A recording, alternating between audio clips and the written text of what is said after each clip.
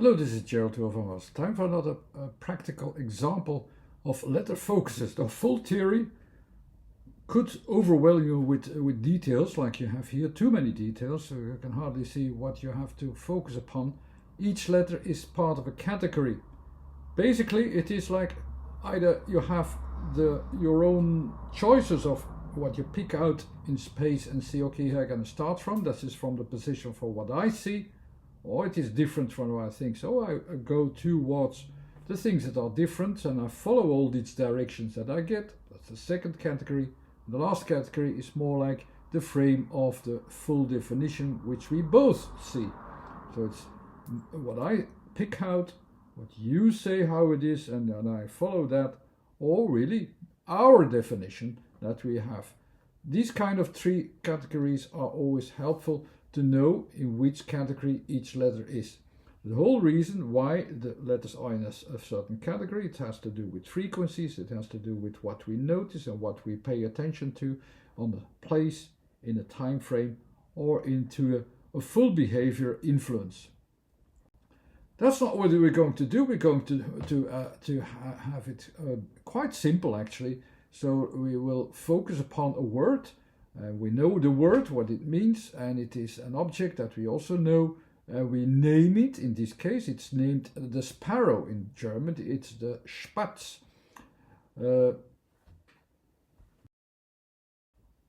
Or in German, of course, der Spatz. What are we going to do? We first make our definition beforehand, before we make a definition of the focuses that are described in the letters.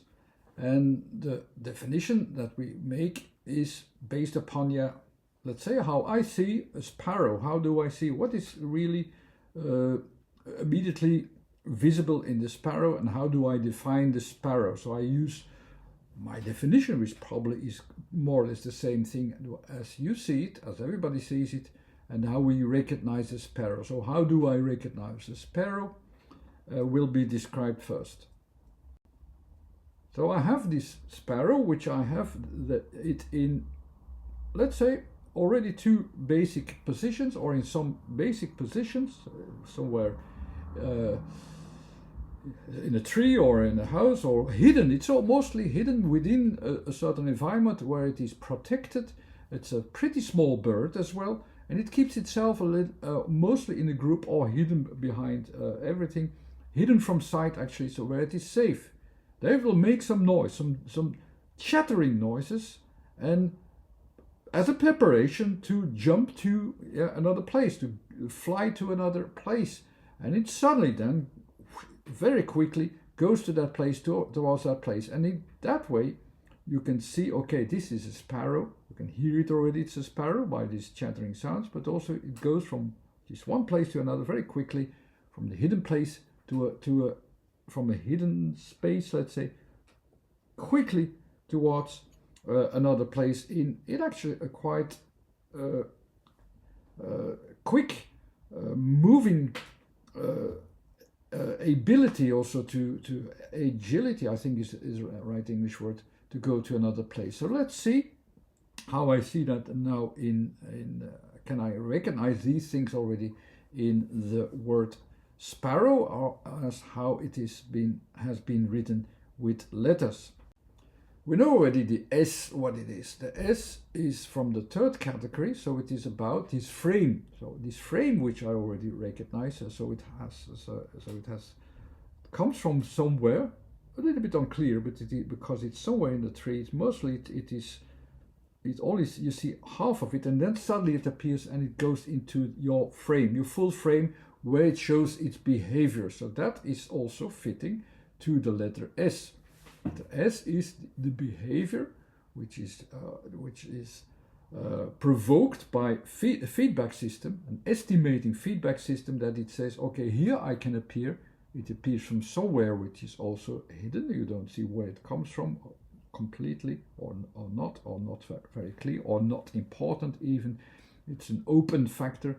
Suddenly it's there. That's your view, where you can have a good definition. Although it already starts from hearing the bird and knowing that it's there, but here you can really see, okay, here I have the full bird. I can see its behavior And in that way it fits to that S system.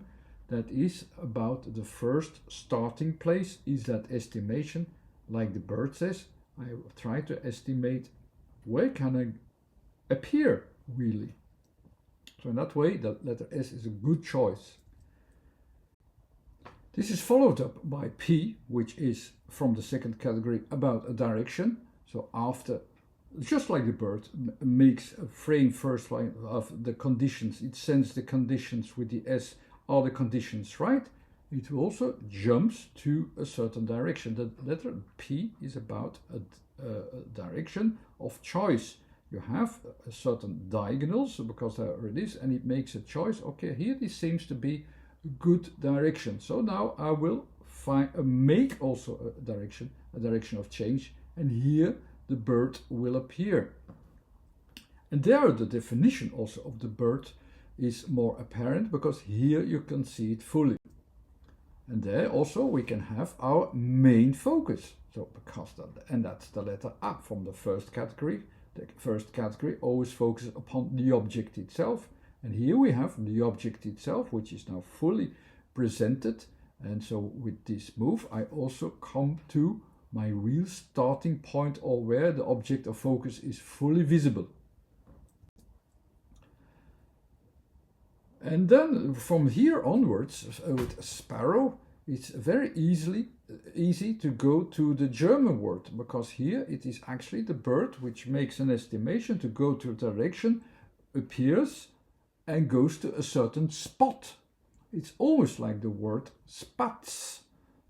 The Spatz is the word for sparrow. It's the German word for sparrow, and the letter T actually focuses upon a place. Here I find a place. I find my place of focus, and I will also define myself or my purpose, what I want to do there. So what I have there, it will land actually somewhere at that point, and that describes more or less the end goal from that bird.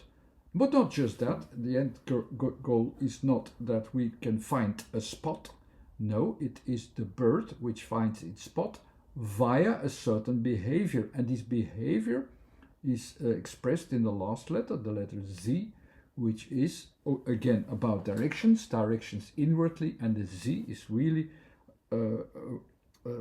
why it is also fitting with the B, Z sound. It's finding directions from all the diagonals that it will find directions inwardly, so that you will find your place in the end. So that point is really a conclusion via this kind of behavior towards a certain point, that you can, if you design it a little bit, of this irregular shape going from wide up to downwards, is more like the t sound, which you can also imagine very well. You can even recognize the letters. That's the Spatz, and that is the German word, and a very good description of how it is seen, let's say, with the word Spatz.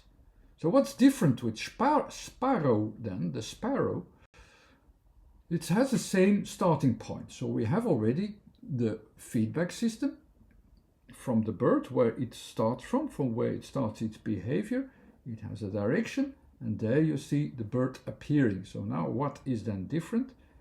It doesn't go to a place, no, it goes to R, to connecting to.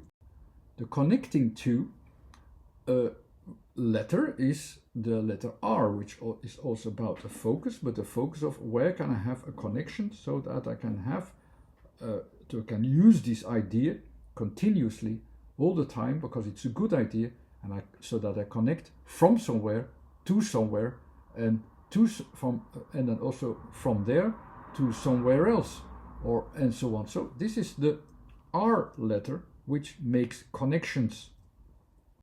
It's a double R, so it is again like the Z, going to a kind of irregular move. So it goes from somewhere to somewhere else, and from there to somewhere else again.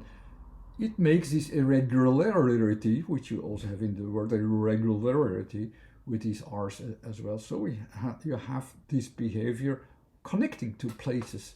So it is preparing itself to, so that so that it can't be catched by bigger birds, of course, as well. It has this behavior typical for the sparrow. And it connects to certain areas from moment to moment and from place to place, as the R also does in this connecting idea. After these R's is the letter O. O is connected with the action of a moment, of finding the moment to come into action.